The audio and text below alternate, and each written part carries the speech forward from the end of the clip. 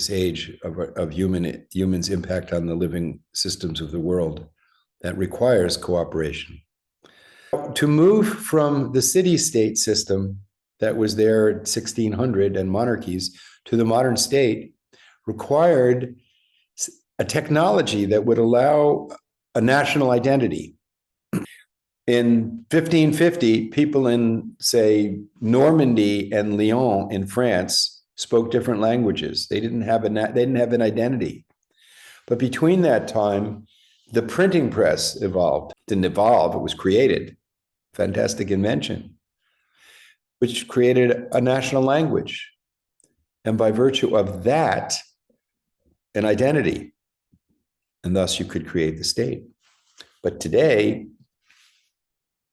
we have a technology that your students take for granted, that they can talk to anybody, anywhere, anytime, that the great, the repository of the knowledge of humanity is available at their fingertips. The history of any nation in the world and any peoples in the world, they can access. They sort of agree with the concept of Indra's web, this fantastic metaphor of the inner and outer connectedness of all life. It's also part of the culture in South Asia. This idea of Gaia, that the living systems are precious and interconnected.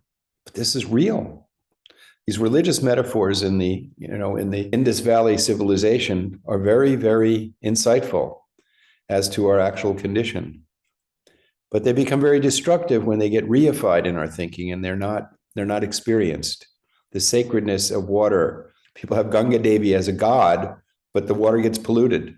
So there's no integration between the knowledge, which is sort of treated as mythical, and its practical application. Or Agni Devi, the god of fire, which is our abuse of fire with fossil fuel burning the planet. We have to integrate the mythic systems of whatever society we're in with the reality of the world. And that's really important in education.